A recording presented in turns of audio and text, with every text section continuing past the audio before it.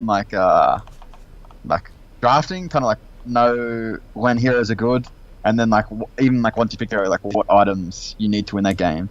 Because Uh-huh. like Okay. kind of with the SF game, it was kind of like SF wasn't really a good pick, and I didn't build well, like on both fronts. And it's a thing that I'm like not confident at all. Is like when heroes can work because I get Mm. hero matchups. Like I understand like in a vacuum, Yeah. like that hero works with that hero. But when looking at like the whole lineup and Yeah, then the yeah. laning stage, and then like items to win the game, I'm not very good. Okay. That makes Um sense. yeah, no, I kind of get what you mean. So because obviously like yeah, in the 1-on-1 you can figure out like the basic stuff like oh if Jugger Lifestealer are good against magic damage or whatever, but It's like yeah, because when it comes to 5-on-5, it's more about how the game plays out and what each hero's role is, what each hero's purpose is. OD's a good matchup versus Void because Void just gets his mana wrecked Yeah. and you can imprison people who are in Chrono. But then, like, if you're playing if you're playing OD and you're like the only person, you're the only threat on your team. If you get chronoed, then the fight's just lost pretty much. So Yeah. like, it sometimes can be a bad OD game when you're against a Void, even though Void is and then OD is good against Void. Yeah, I of know. course, of course. It just yeah depends on the entire enemy lineup and on your lineup. And there are definitely games where like if you just look at the enemy team, you're like, wow, this hero's amazing. But then you look at your team and it's like that hero is really hard to make work, even if he does work well against the enemies. It's just there's like no synergy or there's like anti synergy with your own team. So that can also happen pretty often. Um, Yeah. all right, well, I'm gonna go ahead and share screen then I guess on Skype and I can go over a That's couple. good for Kevin. Yeah, so like I played an Underlord game today, Yeah. so I ended up last picking Underlord, and in my mind, I don't know what offlane I could have picked that was better for my team. Mm-hmm. But like, there's a couple of like, I mean, there's a couple of games you can go through if you want or whatever. We just talk about it or however you want to do it. But like the Underlords one game where I was like, I didn't know what to pick, and Yeah. like that was Let's see. like the best pick in my mind. So Underlord is here. We won this game. Um, yeah, it doesn't really strike me as a great Underlord game. Um, The so reason the reason I picked it is because I felt like so we had like two cores that if they get CC'd was a bad thing, and they have this combo. They have like the global silence ravage combo. So I wanted an offlaner who had like Greaves. So I was mhm. thinking between like Darkseer and Underlord, but then like Dark they had two because I last picked they had two. It was either Mirana or Silence to carry. So I was like, if I pick Darkseer, neither of them are really going to have a bad of a time. So I went with Underlord because he would reduce their damage, provide. Um, he was a Greaves carrier who Mhm. provided better lockdown than Darkseer because of his root against Storm and Mirana, and then just provided like the Greaves against the Global Silence and the Ravage. That was So this fine. this actually has safe flame Mirana. Uh-huh. Yeah, Yeah, but she did go Axe though. Um, okay, so I mean I get that reasoning. Uh,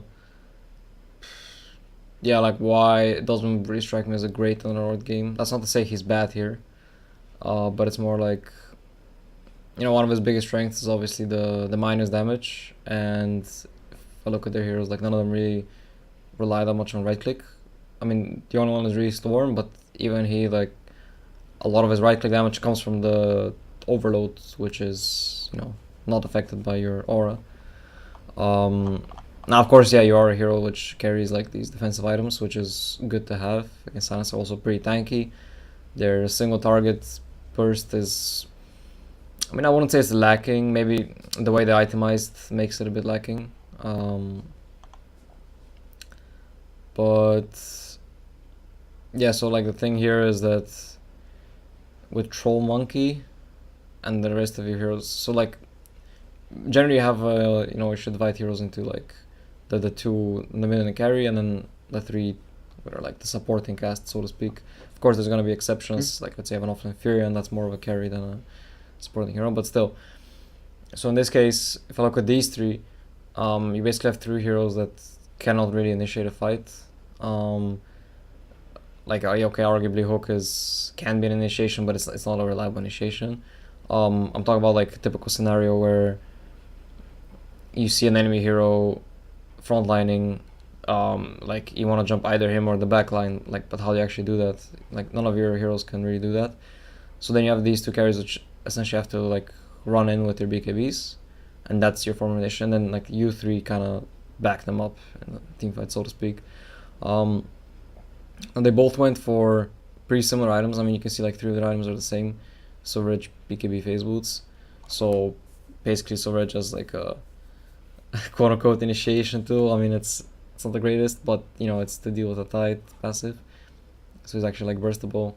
And BKB is always to deal with the Ravage. So in that sense, it can work out. Like it basically worked out for you guys because you Troll provides really great pushing power, and the rest of you kind of. My Monkey also hits pretty hard, but you know his ult provides like this zoning area. So between the Monkey ult and you have two lingering spells as well, the Pit and the Fire. You have three of these spells that are you kind of like drop on an area, which makes it hard for him to run into, and then that allows Troll to do his thing and hit towers. Still, I would say on paper the enemy lineup is better because they still have this great team fight, like you mentioned, the Ravage and the Global. They have Mirana ult, which is really effective against these melee carries that kind of supposed to run at you, because often, I mean, we see Monkey has a dust, but yeah, basically like it forces them to carry dust, which like a Troll really doesn't have slots for dust, and if the game goes any later, Monkey also won't have slots for dust. They have a Storm who this game should have been able to split push without fear of anything, honestly, because again, you don't really have pretty good catch. I mean, of course, if you look at the items though, like this post game screen, like the items look very one-sided, so in that sense, of course, when Pudge has Rod of Atos and Hex, like the Storm can't split push anymore. Yeah, he got a very, very late Bloodstone, but let's say the Storm had a better game. This is definitely a game where Storm could just take over and start, you know, picking people off left and right, forces you to 5-man, and when you're 5-man, they can sort of split push you. Also, I think a big part of the reason you won is that look at Mirana's items, they're also very, very strange.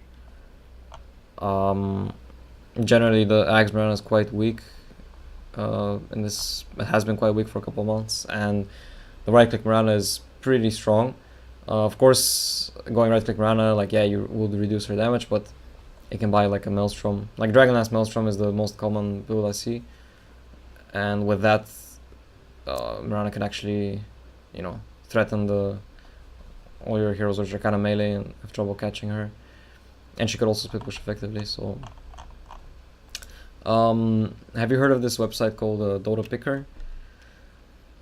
Yeah, I use it, but I don't know. I'm trying to use it less because again, it doesn't like take into account how the game plays out. It kind of just takes into account like the math, like the Yeah, it takes the kind of win matchups. rates. Yeah, no, I'm not saying like, oh, that's a great site, you should always use it.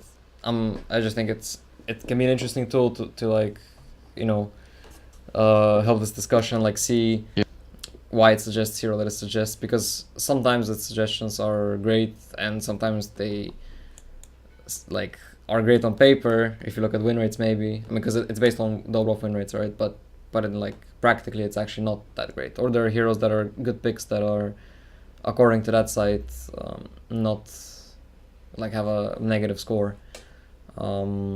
Yeah. But yeah, so anyway, like to start a bit more general, like how to think about heroes. Honestly, the best way, or at least the way that I think about heroes, is you need to like identify basically what does this hero offer, and this also not just for heroes, but helps you with item builds and skill builds and talents and stuff as well. It's to think in terms of what does this hero, this build, this item allow you to do that a different build or a different hero does not allow you to do. Like what is the absolute value basically, or like the hero's strength, like why do you pick it? For example, Troll. Like sure he like let's compare Troll and Monkey King, just to make it simple. So sure, like Troll has a bash and Monkey King doesn't. So if someone pops BKB, Troll can bash them, Monkey King. But that's not the reason you pick Troll, because it's not reliable. If you want to disable someone during your BKB, there's other heroes who do it like with the spell more reliably, better, longer, without putting themselves in danger, etc. If you compare their solo kill potential, Monkey King is obviously better because again he has a reliable stun. It's an AoE stun. He has a AoE teamfight ultimate. He can jump around trees. He can find targets way better. So what does Troll actually offer as a hero? It's right click, single target right click, and global attack speed buff and the mischance in AoE. I mean, okay, he also has a slow, but I mean that slow is like so weak it's not really relevant. Like no one ever picks Troll because he has a slow, right? So basically the one thing he offers is single target right click, right? Now let's think about Ursa, for example. He has the same, right? Single target right click. But Ursa can burst like almost any hero, especially if you use ult as well. Like at pretty much any point in the game, like almost no matter how tanky they are, Ursa can always burst them because that's how his Fury Swipes work, right? So then why would you pick Troll over Ursa? I mean, I don't know if Tower damage. if I'm being obvious. Yeah, tower damage. Okay. So this is like Troll's biggest strength. He takes towers. That's why you pick it. So even if that's why you often see lineups where there's actually not a single other right clicker that really benefits from Troll's ult, like it's all casters and stuff, but there's still a Troll there because he provides really high amount of tower damage, and that's like the one thing that they play around. So so yeah, in a typical situation where you would be like, let's say, trading, the team with Troll is usually going to be come out on top because the team with Troll is always going to take buildings quicker.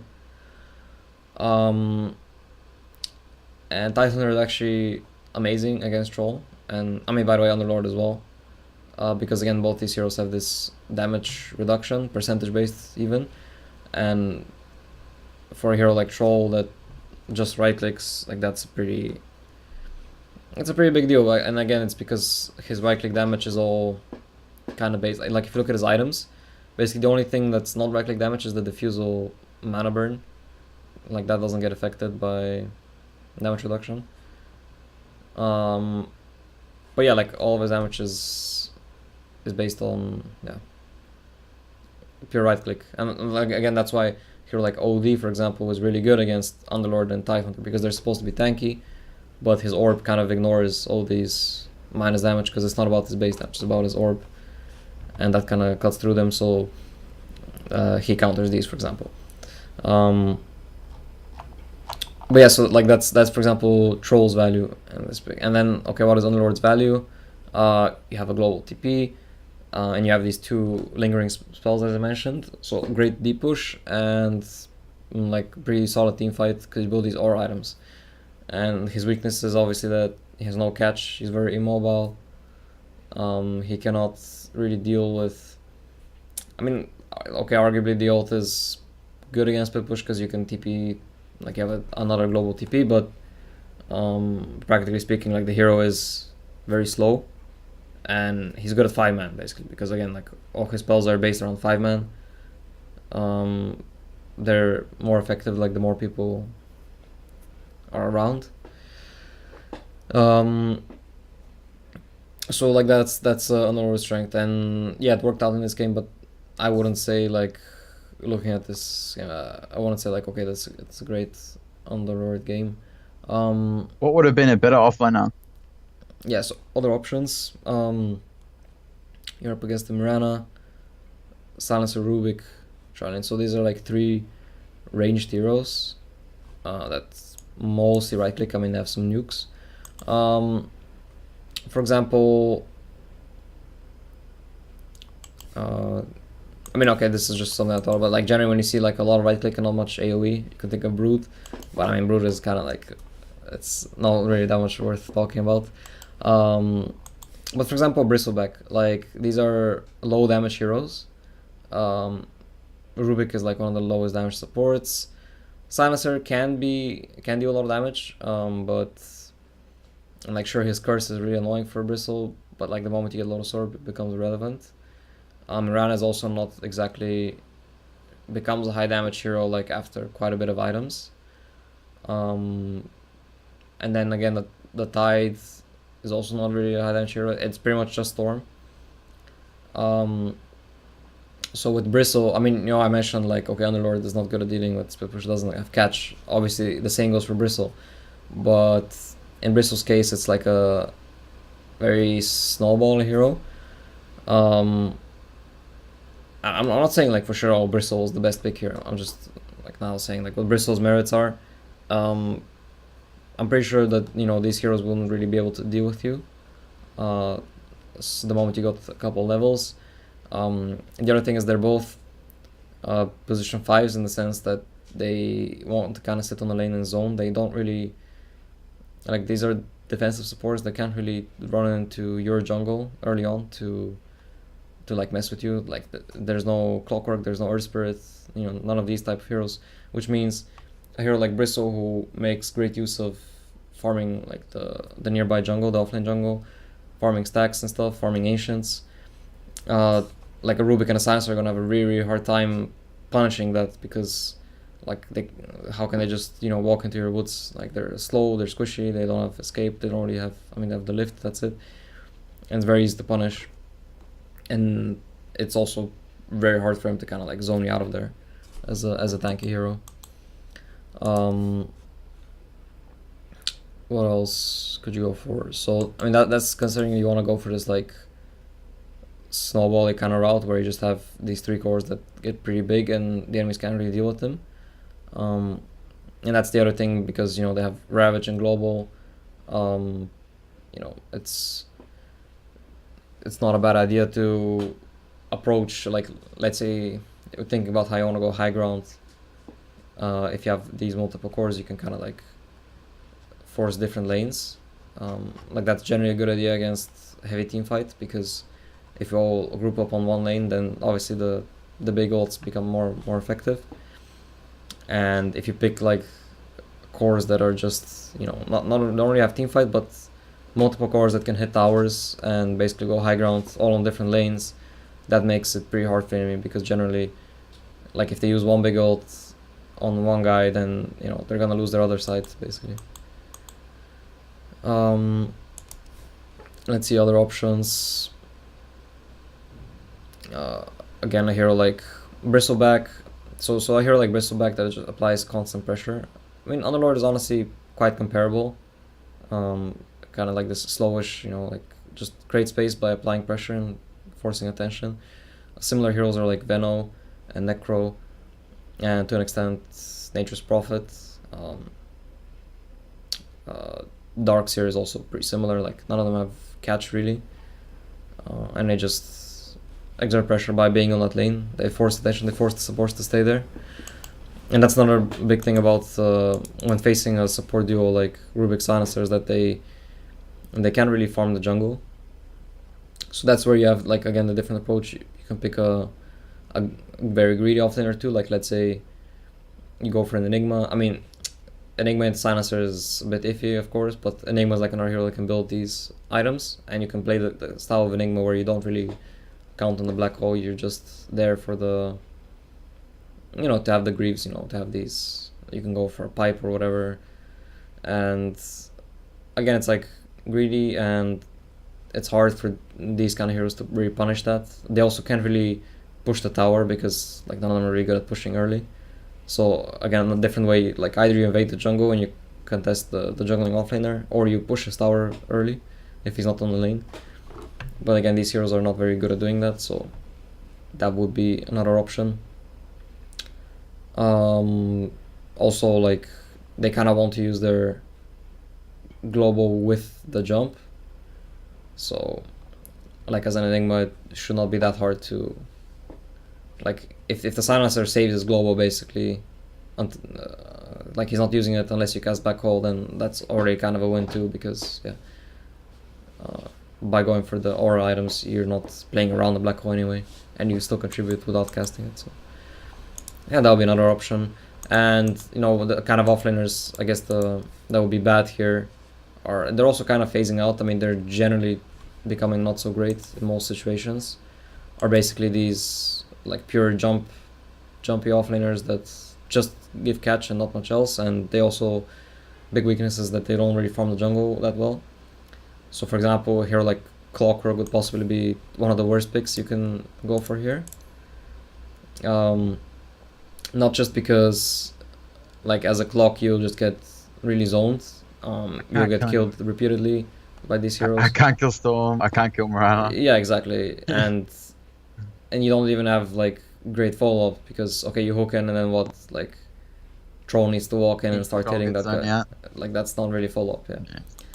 So that's the kind of hero will be one of the worst. Again, similarly, Sand King. Now Sand King is a bit better for sure, because like you can farm the jungle with Sandstorm, so you can actually get some items, and the stun is like more spammable and long range, like longer, so it's a decent stun, you know, to deal with, to catch the Mirana and the Storm and stuff. But even then, it's like it will still be kind of a bad pick. So I think you had the right idea with, you know, having this frontline-ish tanky type of offlaner that's not based around catching people. And yeah, Underlord is that type. But like the other option that I mentioned could have been made the game even easier, you know, something like yeah, like a Bristle or Enigma or whatever. But yeah, again, like along those lines, like you had the right idea, and at some point it's also a little bit about preference or what you're comfortable with, because like when it comes to straight up winning the game, of course maybe Darkseer is like a 20% better pick, but if you don't like Darkseer, you don't have many games on him, then it's still better to pick whatever you're more comfortable with, even if it might be slightly worse matchup. So yeah, and I mean, more often there's like, I mean, there's the Earthshaker, which is technically a hero like Clockwork, except again he farms jungle a bit better, and he's also just very strong in a sense that not only does he provide initiation, but he actually has scaling solo kill potential because of the Totem. And that's why you see Shaker so much, because unlike all these, you know, Sand Kings and Centaurs and Clockworks who basically at a certain point they just become a walking stun, that like they're not a threat on their own anymore, whereas Shaker continues to stay a threat on his own throughout the game because of, you know, Totem being percentage based and him being able to solo kill people at like almost any point. And that's why I see Shaker so much. They're also like scaling. So far we talked about like these not farming heavily, kind of like jumping initiation support offlaners being stuns. Talked about these like tanky zoning kind of offlaners that build aura items, and then there's another type which are counter initiators. Like they still farm with big ults. I mean, Enigma actually falls in two categories, I guess, but two other good examples are Faceless Void and Magnus. So these two both farm. They have catch, but it's not really like, it can be used to catch. Of course, if the Storm gets fat and he's split pushing, you can like always chrono RPM, so that's decent catch. But generally they're counter initiators in the sense that they won't, you know, like someone else on the team to start the fight, force the enemy to clump up to like save the one guy that's being jumped, and then when the enemy team is clumped up, you can counter initiate with the big chrono, big RP, whatever. And again, that's the type of hero that will be really, really bad here, because first of all, Silencer really screws with that, because they're forced to buy an item to deal with the global, which they don't really want to buy, you know, Void and Magnus. Then Storm is a hero that's pretty hard to catch in general, because okay, he can, yeah, he's constantly zipping around, so he's generally not going to be stacked with his team. Mirana makes it really hard to play them because of the invis, you don't see people, etc. So like that would be another type of hero that's pretty bad here. And let's just I'm gonna open this Dota picker real quick just to check out what it says. Again, just as like to guide the discussion basically. Let's see. So they had the Tidehunter, Rubik, Storm, Silencer. So we can see that for off lane. Okay, utility. So yeah, like I mentioned, Magnus really bad. Escape pretty bad. Badwater -14. That's the worst. I mean, that's a bit surprising, honestly. I would say Badwater is honestly better than Clockwork, for example, because at least he provides like really good catch. So it kind of makes it hard for Storm to split push. Same as the Mirana. Again, I will not say like it's a good better game, but I'd say it's a bit better than the others. Also because that's just more spammable. Enigma is surprisingly low. I think it's just maybe just because of the silencer. Yeah, remove silencer and he'd probably go up. Yeah, let's see. Remove silencer. Okay. Still, I guess Rubik. I mean, yeah, Rubik is gonna steal Black Hole, but that's whatever. That's not really a counter. Okay, let's see where Underlord is in this list. So as we go up, even a hero like Nyx, like although they're like 3 intelligence heroes, like Nyx again he wants to find these pickoffs and he's gonna have a really hard time because he's invisible, but the whole team is invisible because of Mirana. He can easily get silenced and then he's just dead and doesn't really want to build anti-silence items. So Underlord is a slightly plus. Centaur also slightly plus. I guess the reason maybe with Centaur is that he's pretty tanky, and it's hard for this Mirana Storm to kind of kill him. They're heroes in general, but Centaur also doesn't really build any anti-global items, so I think Centaur is pretty bad. And the Bristleback, I guess Bristleback is listed as a core, yeah. And what's some other hero mentioned? Venomancer. Let's see where the Venom is. Plus a little bit.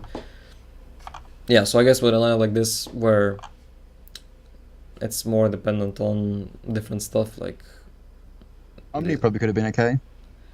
Omni. It says plus. I think Omni is just, like, in a way pretty countered by Global because, again, okay, yeah, you're gonna build Greaves, sure, but before you have Greaves, it's basically like every single jump they make, you're gonna be useless because they will jump someone. But like every hero is that like that. Like Underlord is useless if they jump during Global as well. I mean, the big difference is that Underlord is a lot tankier though than Omni. Like Omni wants to position behind his Atlas because you want to be behind the troll, behind the MK, so that you can save them and get your spells off. Whereas Underlord, you can use your spells in advance first of all. Like Bolt Your Fire in your pit, you can like kind of drop whenever they linger. So there's no like Omni is a very timing based hero. Ideally Omni, like they jump, then you respond at the perfect moment. Like that's what makes Omni good. And Silencer really screws with these timing based heroes, whereas heroes that kind of just don't really care about when exactly they cast their spells, like an Underlord, or someone like a Viper, for example, basically who doesn't really care about spells, he just sits there. Those are the heroes that are actually really good against Silencer because they can frontline. And yeah, the other big thing is like a way to deal with the Omni is to burst him, and basically any lineup that makes that like feasible to burst the saving support is, yeah, that's not a lineup you do want to play a saving support against.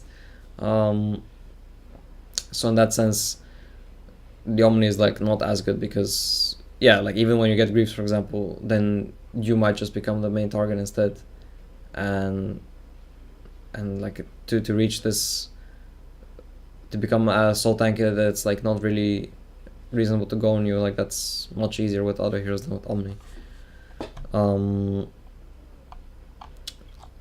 Yeah, but I would say like, yeah, in this case it's the side is not super useful because it doesn't take into account a lot of stuff. Let's see if I can think of some or better examples too. Okay, let's check out your sniper game. Do the OD game. Alright, which was the first or the first one. So this one, okay. Yeah. Right, so let's see. Okay, so like I mentioned, OD. Actually, OD is a pretty cool hero to talk about because it's pretty unique in the sense that, again, like talking about what does OD offer that other heroes don't. There are obviously a couple of things. It's a save. He has a save, which, again, there are a bunch of other heroes that have saves. You don't pick OD for the save, but the unique thing again is that he's a core who has a save. A core as in a hero that deals damage and is able to save people, because every other saving hero doesn't deal damage. You know, like Omni and Dazzle and SD and yeah, Oracle. They don't really deal scaling damage basically. So that makes OD unique, because in the other case it's like those heroes are, because they don't deal damage, they're not cores, so they're not gonna get farm. Because they don't get farmed, they're not gonna have a lot of defensive items usually, which means jumping them is an option, because then no one gets saved, they don't get the spells off. Whereas with OD, he has a save, so you kind of want to jump him, but then he's a core, so he's gonna have a lot of items, so jumping him is not feasible. And then especially if you have another save on your team, like that's where the combination becomes great. OD Dazzle, because, you know, if you jump the Dazzle, OD can save him. If you jump OD, Dazzle can save him. And if you don't jump either of them, then everyone's gonna get saved. So yeah. But okay, more interestingly though than the save, or the more unique thing, is he has the highest damage output in the game, because it's pure, it's based on mana, and the way to look at it is, you know, and just practically speaking, there's no hero that can really tank OD sits. If you look at other heroes where, because basically, like, as long as it's just right click and there's no like spell boost involved in a sense, you can itemize against it to tank it. So that's again where you have the troll. Okay, he right clicks pretty hard and really fast, but you know, you can stack some armor and he's not really going to be bursting you down. But there are heroes that have, you know, these spells that boost their damage in a way that you just cannot really tank it. Like Sven is another example. In your average Sven game where he gets his items, his ult boosts his damage so much that, okay, you can stack armor to be a bit resistant, but realistically, like, Sven farms fast, he should be ahead in items, so realistically Sven's damage you cannot tank. So that's why the counter to Sven is not to tank up, it's to build mobility so you can kite him. Of course, Sven is melee, so kiting him is more of an option than with OD. Again, another example that's very similar to Sven is Ursa. You cannot really tank Ursa's damage because, you know, Fierce Wipes, it just stacks up, even the tankiest heroes die. But again, he's melee, so the option is to kite him. Now, here's where OD is a bit unique. He's very similar to those two, except he's ranged, so kiting him is less of an option, because obviously ranged, and yeah, he often builds Blink Hurricane Pike, and like, how do you kite a hero like that? So this is where, like, why OD is often kind of seen as imbalanced, but it's just about recognizing what his actual weaknesses are. So I mean, I'll ask you, like, I can continue, but I think it's useful if I ask you first, see what you think. So you have Sven and Ursa, right? Who, like, you cannot really tank their damage, you can't really stop it because it's just right clicks. So the next best thing is to just not be near them so they can't actually right click. So what do you do in OD's case then? Buy BKB. Okay, that's a good point. Sure, that's one option. You buy BKB. An issue with this though is that, again, he's ranged. He has a save in the form of Astral, and he builds mobility items in the form of Blink and Pike very commonly. You even see Shadowblade on OD. So what this means is that, okay, you buy the BKB, but you're gonna have a hard time actually getting, because the way you use the BKB is you jump in and you kill someone during that BKB.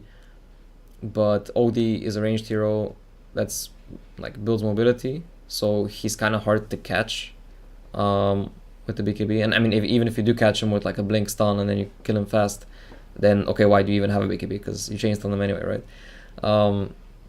And then if you try to go on someone else, again, there's the Astral, which wastes your BKB duration, and especially when that BKB drops to low, like 5 seconds, like the Astro is basically the entire BKB, so BKB is not really the answer here. I mean, okay, it's not to make it a guessing game, it's just I'll continue the explanation. So basically the way to actually avoid it is to not allow him to actually hit people with orbs. And this again why BKB is not so effective is because, okay, you're like, let's say your carry is gonna go in with BKB, but OD can like just jump into the backlines and like start two-shotting the supports. Then by the time the carry reaches him, he Astros himself, and when he comes out of Astro, like the BKB is down, right? For example. That's why BKB is not great. But there are multiple ways to actually prevent him from getting the hits off at all. And that's why it's better to focus on the OD himself. So number one counter is a silence. Because when you silence him, obviously he can't use his orb. And if he can't use orb, his damage is like pathetic and you can ignore it. And silences are generally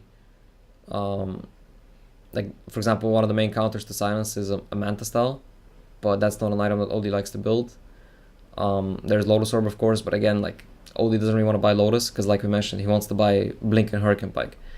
And, okay, he can buy BKB, that's why BKB is kind of core on OD, so okay, that deals with the silence. Next one is Heaven's Halberd, or Disarms in general, because, again, Disarms, he can't hit, he's screwed. And again, it forces him into this BKB. Then the next one is attack speed slow. Once again, he can't really deal with it unless he has a BKB. And it like forces him to go into the very, very early BKB, and that's where like Jakiro is quite effective, in the sense that until you have a BKB as OD, it's like you get hit by Liquid Fire and your DPS just plummets so hard, and Liquid Fire is a AoE spell on a 4-second cooldown that has no mana cost, so getting hit by that is like pretty likely every single fight. And you know that one spell from a support Jakiro like basically destroys your damage output, so that's like really effective. And not to mention the dual breath also slows attack speed, so if you combine those, it gets really bad. Again, there's like even more. That Jakiro is just an example, but there are a couple of heroes that slow attack speed in a very reliable way, because attack speed slow is kind of a specific thing, right? Against a lot of heroes, it's not that strong.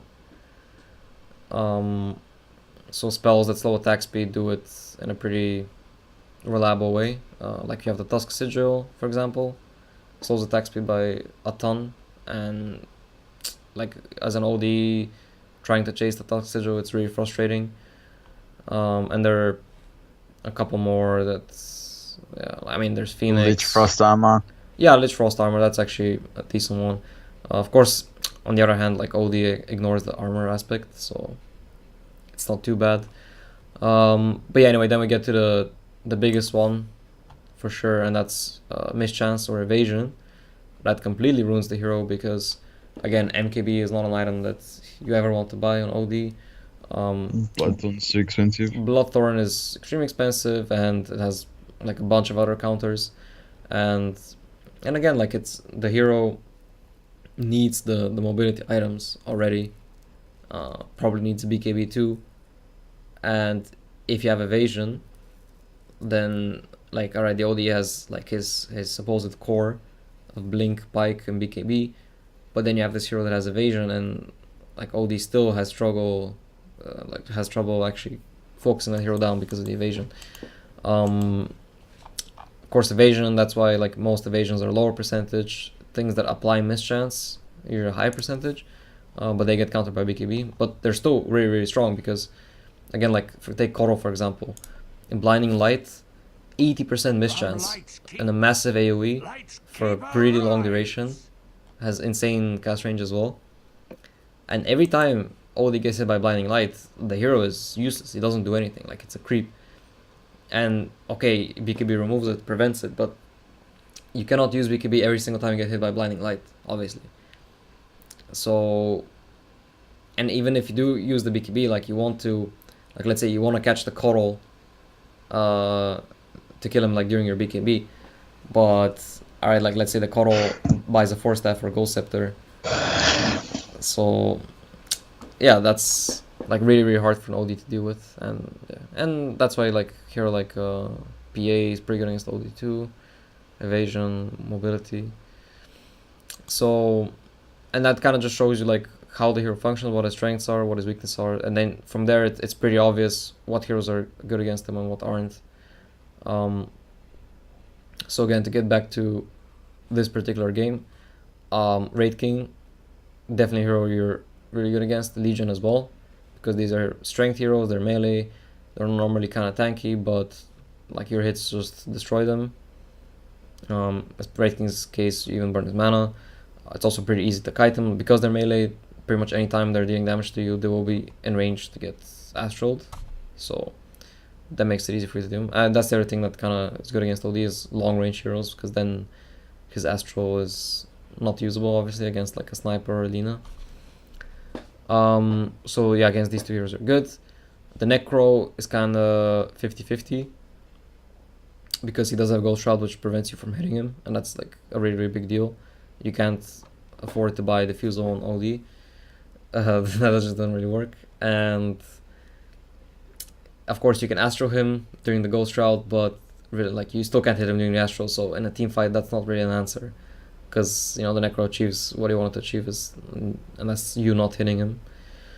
Then there's the Mirana, actually pretty great hero against OD. Again, long range, kind of hard to catch, and the Invis is again just so game breaking for OD, because the hero, like I mentioned, needs a bunch of items, and if you add detection on top of everything, it just becomes really hard to do what you're supposed to do in fights. And then there's the Jakiro, who, as I mentioned, like, heavy attack speed slow, can really screw with you and make it really hard for you to fight before you have a BKB. So yeah, in this game you went for Midas, Dragons, Lincolns, and okay, the Lincolns make sense because you want to deal with the duel, you want to make sure the Wraith King can't jump you that easily, but again, the big issue is that, you know, without a BKB, the Jakiro spells really screw you over, and that's why I see like Jakiro is what makes Jakiro a good hero against OD, is that it's just support. But and like if you look at these other heroes, you won't really say, okay, I need a BKB here for sure, but just that one Jakiro makes your game really difficult if you don't have a BKB. Yeah, getting Lincolns against Legion is generally a good idea, but not, I wouldn't say this early, and you definitely need that mobility first. So I think one of the big issues here is that you don't have either Blink or Force Staff. I know Midas is extremely common on OD, but personally I'm not a fan of it because it delays other important items, and OD doesn't, like, he doesn't farm very fast, but, you know, he farms okay enough to not make it so that, okay, if you don't have Midas, you're not gonna have items. That's not really how he works. And in terms of items, it's also like this Dragonlance, for example, you know, you want to get Hurricane Pike, like that's the best item for OD. It's kind of a must in every game. And then you have a choice, what do you buy first, Force Staff or Dragonlance, and that's where you need to think about, like, what does each item allow you to do that you couldn't do otherwise. So for example, what's the difference between OD without Dragonlance and with Dragonlance when you get it? Attack range? Yeah, okay, but I mean that's like the absolute difference, but like in a typical game, like what are the things that you can do with Dragonlance that you couldn't do without, basically? Heroes from further distance back, hit towers. Yeah, but like what are the situations? Okay, yeah, towers. It gives you more HP and attack speed. Yeah, but so I mean, my point is, like, the big thing here is that, like, if you think about the heroes that most commonly rush Dragonlance, like, why do they actually do it? Like, what's the one of the heroes that Dragonlance is like probably the most core on? Sniper, Drow, SF, although he's not played that much recently. What else? Maybe Mirana, kind of. So what do these heroes actually do is they hit towers, and that's where the Dragonlance value really shines, is because, especially in Drow's case, it allows her to outrange the tower. Um, and what that means is it just makes your push that much safer, better, like harder to defend against because you're sitting further back. So there's like a definite value in Dragonlance. OD doesn't really hit towers. It's not a sieging hero, so already like that use of the Dragonlance is kind of meh. In terms of damage output, okay, attack speed, 14 attack speed, or even less, 12, yeah, no, 12 attack speed. He's an int hero, so he doesn't actually get damage out of it. So in terms of DPS, it's also not really relevant, and basically the only significant like useful stat is the strength. Okay, survivability. But once again, in the early game, being tankier, like against these heroes, for example, is not really relevant. Like if you get caught by, you know, like let's say Wraith King stun into arrow or whatever, you know, like the extra HP is not gonna make you live or die. Like yeah, there's Dazzle Grave, but again, like extra HP also doesn't really synergize that great with Dazzle Grave because I mean the Grave keeps you alive regardless of what your max HP is, and then the issue afterwards is that you're low, and again the max HP doesn't matter, it's the region that's more important. Anyway, the reason I'm saying all this is that, okay, so basically from the moment you get Dragonlance to the moment before you get it, like your hero doesn't really change significantly, and there's not really anything new that you can do. And now compare this with the Force Staff. You have this active ability, which is, I mean, basically an escape, but it can also be an initiation. But this changes everything, because when you're hitting a tower, for example, and they try to go on you, you can Force Staff out. Like they have no instant catch. You know, it's like the Wraith King throws a stun, you push yourself back, you're behind your team suddenly, and the follow up is not really there. Your hero can actually catch people, like, because Astro is very low range. You know, like when someone is farming on the lane, you can't really walk up to them and Astro them because they'll see you coming and just walk away. But when you have Force Staff, suddenly you can, you know, force towards them and then Astro them, and suddenly your hero actually has catch. You know, you have the ability to, yeah, grab someone and maybe set up something. If someone is out of position, like it doesn't even have to be like some great follow up, like a follow up, I don't know, Lina stun or disrupt roll or whatever. It's even just like someone is out of position, you force, you Astro them, your team surrounds them and they're dead. And yeah, it becomes a lot more difficult to kill you too. So farming and stuff, you're much safer. And in terms of damage output, you, like, obviously you're int hero, so it gives you flat 10 int, that's flat 10 damage, and bonus mana, so bonus damage on the orb. And it gives you HP regen, which is again one of the things that OD kind of lacks. If you notice, because you don't really buy a bottle, you're kind of slow, so you often get hit by stuff, and having sustain is pretty great on this hero. So that's the first thing. Then and like it I don't know, it might seem a bit like simple or a bit like too stupid what I'm saying. It's just like, especially this late into the game, because you actually never had the Force Staff till the game ended 37 minutes in. And because I'm talking in a scenario like the first 15 minutes or so, which is when you should get this first item after power chest. But like 37 minutes in, especially, like let's say the enemy team is pushing your tower, I mean, without a Force Staff, like basically anyone blinks on you and you're just dead because you have no response. And like I was talking about, you know, having both Pike and Blink, which is pretty common on OD again. But if you have neither, it's like you're basically forfeiting all positioning, and the only way this works is if you're like so strong to the point where they simply can't fight you. But again, that's not really the case, because they have attack speed slow, Wraith King has 2 lives, Necro has a way to dodge your hits, Mirana has an invis, so it's not like they can't fight you either, or like that you're gonna instantly kill them all if they stay near you. And like looking at your team, the synergy with Dazzle is pretty great, like I mentioned. Spearbreaker, it's quite okay as well.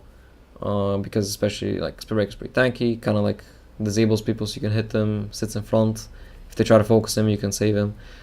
The synergy with Razor is like pretty much non-existent. In fact, Razor and OD are pretty similar heroes in the sense that they wanna, like, every hero has a range they play at, like either melee, very long range, like sitting in the back lines, or something in between, which is what OD and Razor both are.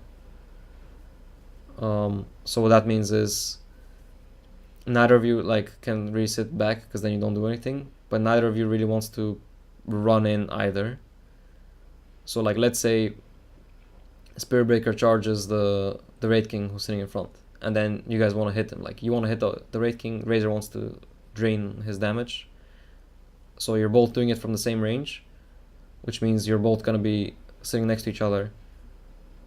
And when you're sitting next to each other, like that means you both get hit by any AoE spell, and that's generally like you don't want basically cores to need to sit next to each other in a fight. That's like, yeah, I mean that's just bad synergy because again any AoE spell is gonna hit you both. It just makes the fights very very awkward because one of you needs to constantly like reposition. And that's where the Sven, like, it's a bit better because obviously he's melee. Again, he like jumps someone, he stuns them, you can hit. Like he's in front, you're a bit further back, that's okay. Sven deals physical damage, so enemies kind of want armor, but you deal like pure damage, so they kind of want BKB. So in terms of damage output, the synergy is okay, but an issue is that Sven is like a very very farm heavy hero, and that's again where we go back a bit to your item build. Like you actually have higher net worth than Sven, so maybe on paper you're like, okay, well, you know, I had good farm, you know, my Sven fucked up, he has no items, but really the way heroes work is that, for example, Sven, if Sven is not the top net worth on his team, then something went wrong, because that's just how the hero functions. Like the hero farms with his cleave, and if he's not the highest net worth, that doesn't really have to mean that he screwed up, because I mean, hitting creeps, it's not like you can really screw that up. It's more like there was another hero on his team who took up too much farm and didn't allow him, or to give him space, or give him, you know, the safe camps to, you know, get to the net worth that his hero should be at. And this again where we go back to the Midas, that, you know, it's okay if, like, imagine you had a, I don't know, like a Slardar safe in or something. I mean, it's kind of weird, but imagine you did. Then the Midas would make a lot of sense because, you know, Slardar, he's not going to farm at all. He's not going to scale. So you need to be this, like, late game core that's going to scale. But, yeah, when you have a Sven, you basically need to become a bit more active. And again, the way to do that is to just rush a 4-staff, because with a 4-staff you can make stuff happen. You can push lanes, you can be safe, you can, yeah. Because right now in this patch in Dota, like, you just cannot have more than one hero that's actively taking space and not creating any. Like you can have 0, but 1 is, like, if you have more than 1, that's too much already. And in this case you had both you and Sven, because again, by going for Midas, I mean, like, look at the graphs. So you went like bottom 1, Midas, Treads, so Dragonlance, and then, so even, like, I mean, okay, like, let's say the Dragonlance was a different item, like, that would be the timing where you can actually start doing stuff, which is 20 minutes in. Like, let's say you went 4-staff instead of Dragonlance. But until 20 minutes in, like, when you have Treads Midas, like, your hero doesn't really do anything. Like, you can't really fight with the Treads Midas OD. And the same goes for Sven. Like, he has a Mask Manus, I mean, but his build is standard, like, that's also in functions. Mask Manus, Echo, and then he gets the Blink 26 minutes. So again, the Blink is where Sven can start fighting. So one hero can't fight until 20 minutes, the other can't fight until 26 minutes. I mean, it's pretty simple, you know what's gonna happen when you have basically 3v5 Yeah. until that late. And then if you look at their heroes, and this, for example, shows also why Necro is, like, has such an insane win rate in all brackets, because the hero doesn't need anything. Like, from like at any moment. Like Necro with boots, he's a threat. He can fight. He's always ready. Like his first spell just gives him infinite sustain, so he doesn't need to build any sustain items. So no matter what items he goes for, he's always ready to fight. And that's why the hero is like has such a high win rate, because like just as a result of his spells, people are likely to fight with him. Same with like Jakiro, doesn't need anything. Legion, I mean, and this is like the ironic thing, like they went triple Midas, and like Midas is kind of a game losing item in this patch, and even though they bought 3 of them, they were still able to win in less than 40 minutes. And that just goes to show that somehow your team was even more greedy than a team with 3 Midases. Again, like Mirana, but the big difference is that, like, let's say Mirana going Midas, I don't think it's good, don't get me wrong, but even though she has a Midas, she still can fight. She can still click her ulti, that's impact on the game. She can still throw an arrow, that's impact. You know, she still has a leap, so she's hard to catch and she can like push lanes and stuff, and so she's doing something. But again, in your case with an OD, the only impact you can have when you just have a Midas is to try and walk up to someone and right click them. But like, imagine what's gonna happen. Like when you walk up to right click, you're gonna be in range to get stunned, gonna be in range to get dual breath, hit by a million nukes, and yeah, like, and you have no response to it with these kind of items. So yeah, that's just where you need to like recognize what kind of heroes you have on your team and what your job is basically as a... What hero would have been better Yeah. Okay, so than OD? yeah, so again here the big thing is like you have Sven who can't really fight until like 20 minutes at least, and your offlaner is like Dazzle Spearbreaker is a pretty good support duo. Like they have, you know, some catch, some save, some sustain. That's fine. But your offlaner is a Razor who basically has no... He's kind of like comparable, like remember we were talking about offlaners, so he's the closest thing, you know, compare him to is like a Bristle or an Underlord, except he's not even tanky without items. So what does a Razor actually do as an offlaner is, okay, he applies pressure by, you know, like pushing away with his plasma field and being kind of hard to go on because of his other spells, like his passive. He's kind of fast, he can like drain someone's damage. But again, if you look at these heroes, like, okay, whose damage is he really gonna drain? Alright, the Wraith King, but Wraith King doesn't care because he can still throw a stun. So he throws the stun, then Jakiro follows up with some spells, and maybe Mirana. I don't know if this was a support Mirana or what actually, but it, like, Wraith King basically, okay, he has no damage, but he's still gonna throw a stun, and you know he can still throw a second stun. So yeah, so Razor doesn't do much, and at that point you need to be a hero that actually has like a good impact early on. Do you remember the lanes? I mean, you can't know obviously. Yeah, so it was Wraith King safe lane, Necro mid, Legion off lane, Mirana, Jakiro support. Yeah, so Necro mid. And Necro's a pretty strong laner, and yeah. But basically you need a hero that's active and can actually do stuff. So for example, pretty great pick here, I think, would have been a Nyx, because again, like, okay, Nyx is a hero that takes absolutely zero farm to do stuff. Like you can fight without any items, and again, like, Nyx is not a standard mid hero, but like you're kind of forced into it because Razor is not a standard offlane hero. See, like the Razor should be the one that's mid, and the other hero should be offlane, like the utility hero. But because Razor is offlane, you're not gonna change this guy's mind, so you might as well pick the hero that your team needs and play him mid, and no one's to say that wouldn't work out. Like Nyx is not a bad mid laner. You buy PMS, you have pretty decent damage. You have Mana Burn, which is good against Necro, it's good against Wraith King. They have 4 of these like AoE spells that are pretty easy to reflect with Carapace. You know, like, I mean, Jakiro, like, you'll guarantee to hit Jakiro with Carapace every fight. Guarantee you'll hit Necro with Carapace every fight. And Mirana Legion is also pretty easy to hit. And it's another stun, so you can like run around, try to get kills. You don't have the best follow-up though. That's kind of a minus point. Hero like Let's see. Uh, Bad Rider would not be so good because they have Legion to save, they have the Invis, they have Raid King was 2 lives, so we don't want to lasso him, so not Bad Rider.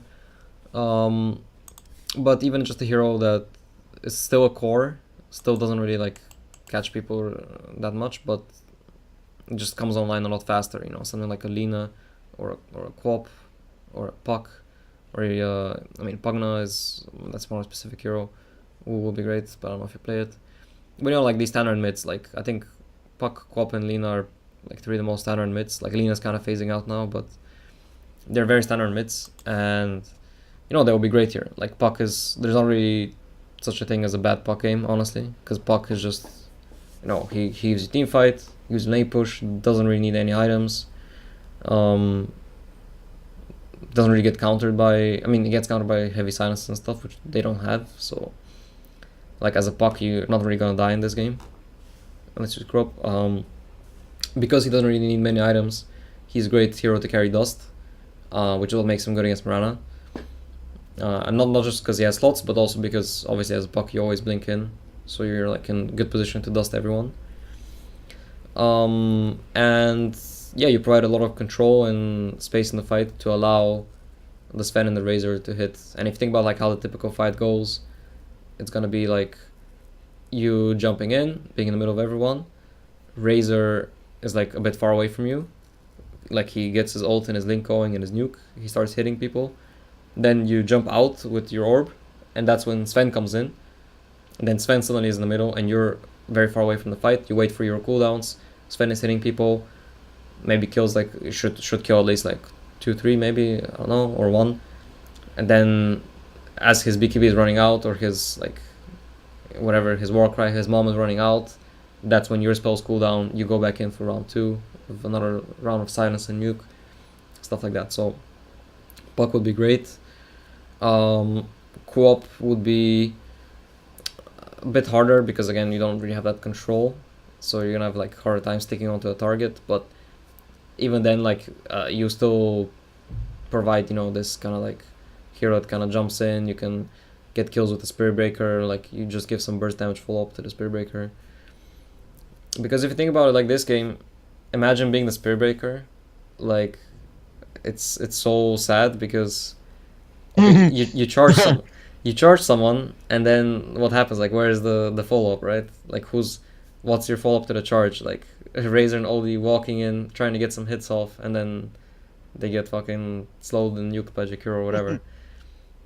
And they don't, like, none of you even have mobility items, so you can't actually like get on top of the guy that gets charged.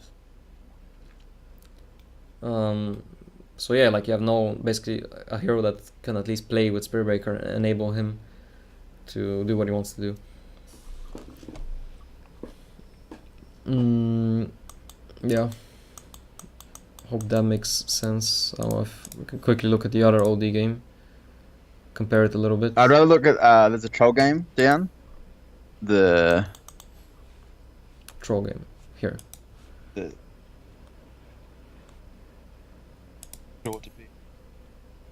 Sorry, I think you cut off there. This is the game. This is another game where I wasn't. Yeah, this is the game. I wasn't sure what to pick. Uh-huh. And I was the last pick. Last pick. I'll find more things. Okay, so first thing I notice here is you have pretty good catch on your team. Like, okay, Offlane Morphling, heavy stun. There's the Kunkka, there's the Ember. You have heavy magic damage, so you do want physical damage. So far so good. Troll's matchup against Anti-Mage it's okay. It's like 50-50, I would say, because you kind of force him into, like, your axes make him useless with the mischance, so he kind of needs to save his Manta for that. But there's obviously like other things he wants to use Manta for. So, and in a typical man fight, like, you can handle him pretty well with the bash. Against Storm, not so good, because obviously Storm can kind of just zip around you, doesn't really care. again, like your job in this game would be that okay, your team is kind of like the one controlling them and fighting and stuff, and your job is to be this frontliner who hits towers and kind of runs in. But here's the big thing is that they have Zeus, who I assume that was a Zeus offlane. Hurt that game. Yeah. Yeah. Fucking.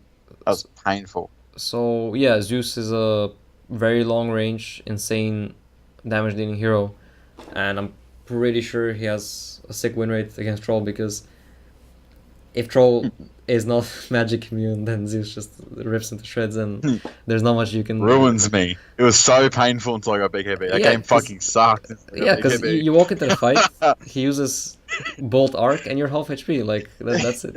Yeah, you're like 1/4 health, like right now. Exactly, and that's gonna happen every single time. And that's just one hero doing that. So already, like, all this stuff that I'm like, oh yeah, your axes give him a chance to anti-mage and blah blah. Like none of that really matters because you have just no HP. So the first thing that I mentioned your hero is supposed to do is like sit in front, hit towers, and like frontline for your team. Like that's already like borderline impossible against the Zeus.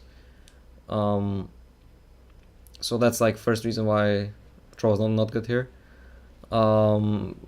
Second reason is he's good against Silencer because you don't really care about global. Like you cast your spells in advance.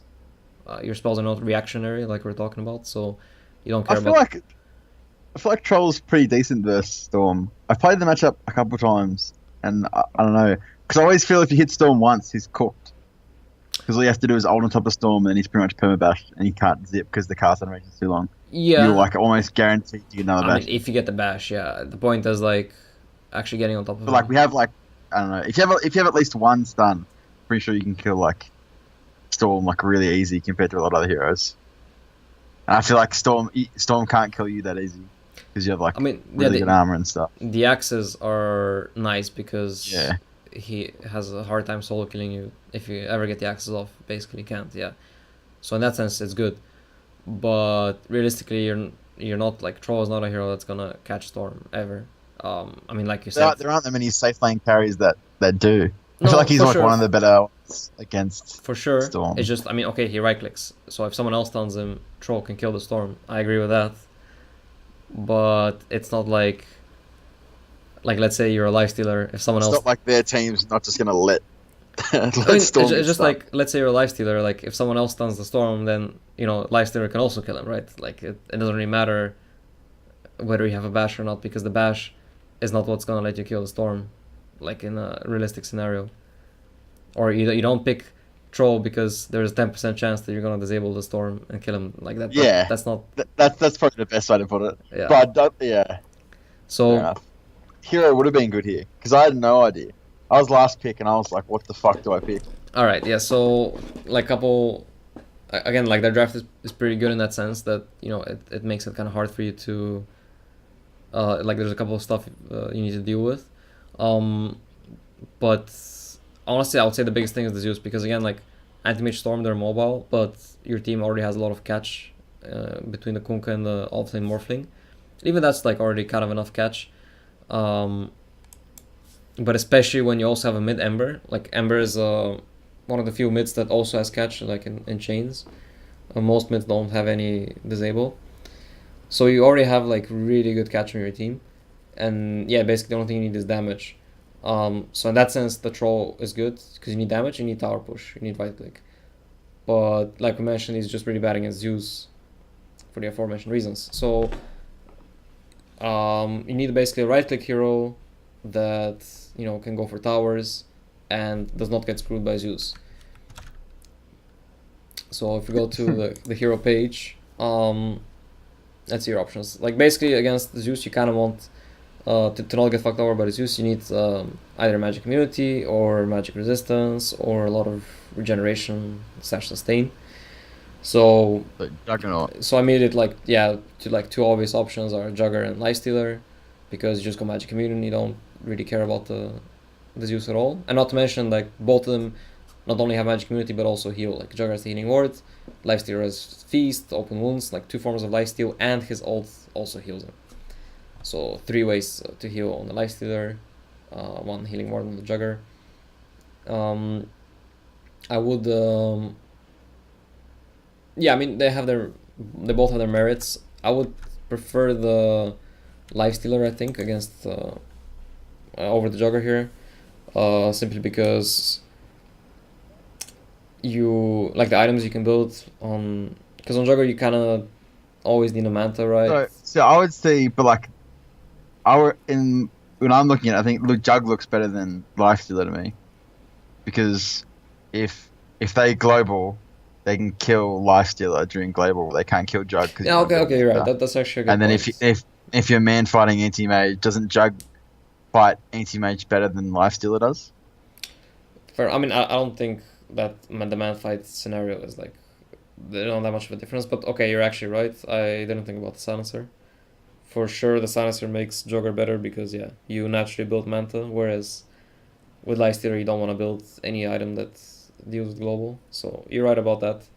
And yeah, you don't really have the greatest follow up. I mean, the greatest vehicle for a Lifestealer rider. So yeah, I can agree that Jogger is actually better. But yeah, so I mean, they both have like these similar traits that make them good. Let's think what else. There is expand it. Carries that are just naturally tanky, have a lot of regen. So let's see.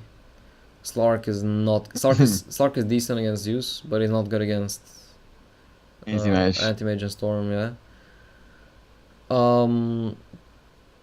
If you're like Bristle, you are actually like you build items like pipe naturally, right? So like, or at least a hood. So that's already goes a long way to helping you against the Zeus. And yeah, you right click pretty hard, farm fast, matches up nicely against again, like we mentioned, I mean, look at these supports like Silencer, Tusk, a lot of control, a lot of annoying stuff, but nothing like very lacking damage basically. So like these two supports, basically you're never really afraid of them as a Bristle because I mean, what are they gonna do to you? Like they can use all their spells and they're gonna take like 10% of your HP at any given stage of the game. So yeah, then you don't care about them. Yeah, you can actually build a. I mean, if you're carry Bristle, you will not build Lotus probably, but yeah, you can get a BKB at some point. Yeah, you could even go for something like a. Depends on how the game goes. Like you need Hood, and then I'll probably just build some right click. You could maybe build a Heaven's Halberd to get tanker against the Storm, or just a classic Solar Crest to be tanker, whatever, or just some right click damage to hit towers with like a Sanji Asher. You could eventually get maybe some Basher, but doesn't really matter. But yeah, like a Bristle is basically a hero that they can't ever really go on. Like even if they jump you with Storm and they pop global, like it's still pretty unlikely that they burst you in time. And if they don't, like they're just super screwed afterwards. Especially nice with the Kunkka bolt because you become even more tanky. Like I mean, your team had a pretty good idea. Like you have 2 Lotus Orbs and a pipe. So and you have the bolt, like the run buff, and like those things. Like imagine a Bristle with all these things, like straight up unkillable for their team. But because you were a troll, But I don't think as Bristle, I don't think I can ever kill Storm or AM. But it's not your job though. Like as a troll, you're also not gonna kill them. Like the only way you kill them is if Morph stuns them, or Kunkka X marks them, or Ember chains them, and when they're already disabled, in that case, like it doesn't matter what hero you are, because you're just right click them. But the big thing here is that they're never able to go on you, whereas with troll, it's like. I mean, you saw like again, you depend so much on the BKB, to the point where. Like even in the late game, Storm jumps you, like you can get bursted so easily. So I mean that's one option. Let's go back to the heroes. You could go for Drow. Void was another hero I was thinking of, but I was like, that's a bad matchup against Void. AM. Void, yeah. Like Void was decent because there's AA and Kunkka to combo with. Yeah, and you can always kill Storm or AM around the map with Chrono. Void. And you can always build Manta, so you don't really care about Silencer. It will be okay, yeah, and you also have like a natural jump to deal with the Tusk. But I feel like what could have happened with Void is you just have a lot of setup but not enough damage. Because Mm. like if you think about synergy between Morphling, offline Morphling and a Void is like not really there because okay, he stuns someone for 4 seconds, then you crawl on them for 4 seconds. But okay, who's actually dealing the damage, right? I mean, not like Void doesn't right click, but again, talking about that kind of items you need to build is like you're gonna need some survivability. Like you're gonna need a Manta for the silence, you're gonna need a Hood probably for the Zeus BKB at some point. So it's not like you can go like Glass Cannon build on Void this game. And that's what I'm saying, suggesting hero like Bristle because he's naturally tanky, so you can focus on building right click. Or you get your damage, and like, you're not gonna lack damage just because you didn't build damage items, because damage comes from spells as well. Another hero that could have been pretty great in that sense is let's see.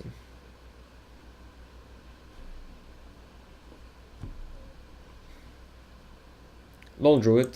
Very nice. Lone Druid could have actually been pretty sick because, again, talking about lacking damage and the fact that you need push.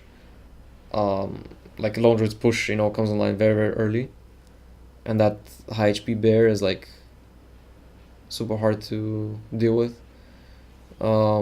Especially like you build a cloak, like Lone Druid again kind of naturally builds pipe in a lot of games on the real hero, and obviously the root is pretty insane against AM and Storm.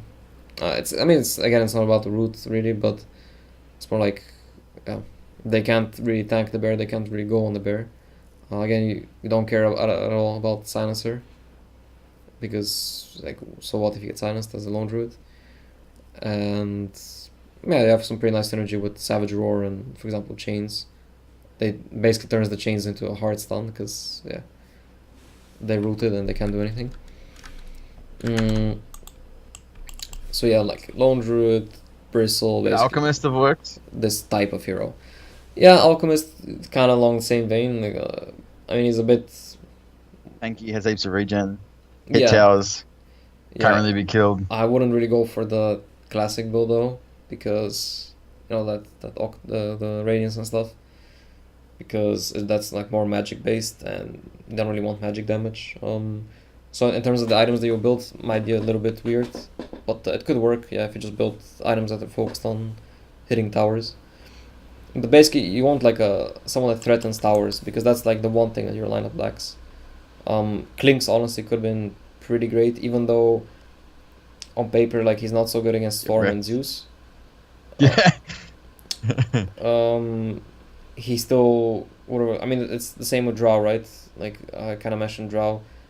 Yeah, on paper not great against these heroes, but then you will play like a timing game where you just push very early before they get items, and yeah, the idea is that they don't have a great way of killing you, like jumping you, because their lineup is really greedy. Zeus is like no catch, no real pressure applied by Zeus, on his own at least, and AM and Storm are just they need a lot of farm, both of them. You could also go like full like diving kind of route where you don't pick a tower pusher, but you just pick a hero that like really just runs at them and punishes that. Like I mentioned, because they have two heroes that just need farm, so you could pick something like a PA. You would build a Hood of Defiance so that you can like not get destroyed by the Zeus, and at that point you just jump on them continuously. Like you jump on the Zeus. Your team follows up. Like you have the AA buff, you have some morph spells. Anyone that morph stunts, you jump on them immediately and just hit them. And like PA matches up really, really nice against AM and Storm because like all the damage is right clicks, so they're not gonna right click you. So basically, the only threat of dying is gonna be Zeus. That's why you build a Hood. But the big thing is that you actually get on top of the Zeus easily, because Zeus is like a magical sniper basically. Like you need to get on top of him. You can't really tank his damage. So I couldn't believe how much I got wrecked by him. yeah. It was unreal. The hero is really strong. Single-handedly Yeah. wrecked me. He's like a sniper, except like sniper is very long range, right? But what kind of balances him that his damage is not that high. like until he gets a lot of items. Whereas with Zeus, his damage is extremely high at any point. And the only items he needs is mana regen. But yeah, like again, Zeus, like I mentioned with OD and stuff, like you cannot tank that damage. It's just the damage is too much. So yeah, what balances Yeah. it is that he is really slow. He has no disable. He has no escape. So if you jump on top of him, he just dies. And that's why like Zeus has built a bunch of defensive items like Ghost Scepter and Yules and Blink, so that to make that harder. Yeah. But I mean, again, when he has these items, the hero becomes insane. But he's a very weak laner, so like an offlane Zeus should not be that hard to punish. In terms of like to zone him completely, to force him to jungle, to take his tower, to invade his jungle, etc. Yeah. Well, I think we are about. Let's see. Yeah, it's 2:30. Oh, okay. I actually went a bit over, I guess. But yeah. Does this make sense? Like this way of looking at? Yeah. It's just some of the answers, like some of the questions I don't know answers to. That's probably like one of the only things. It's like, yeah. Some questions that will. Oh, so like you look at the game Yeah. and you'd be like, oh, what are these heroes strong or weak? Like some of the heroes, I don't know their strengths or weaknesses. Mm-hmm. That'd be the only. But like as far as looking at the game that way, it makes sense. And I've kind of, I try to do that, but I'm not like the best. No, of as course. you can tell. But it's about like adopting that view. Yeah. I think like what does this hero do that other heroes don't? Like what is Mm. the value of the hero? And when you find that, you find the hero's strength. And when you find a hero that's good against his strength, then you know the counter. So yeah. Hopefully this helps. So you're not Yeah, scrub. hope so too. And yeah, I mean just let me know how it goes with your picks. Yeah. And at the very least, I mean, maybe you won't be immediately making the best picks, but at the very least, you should have a better idea, like after the game. Like, let's say, if Yeah. you felt like you couldn't do much, you should have a better idea of why and like how that worked out, or like what you could have maybe done a different build. Because again, even if you have a quote unquote bad pick, you could still salvage it sometimes by going for an unusual build. Yeah. Okay. Thank you. All right. Appreciate it. That was useful, yeah, and just message again on Skype if you wanna go again. No worries. Cheers, man. Have a good one. Alright, man, see ya.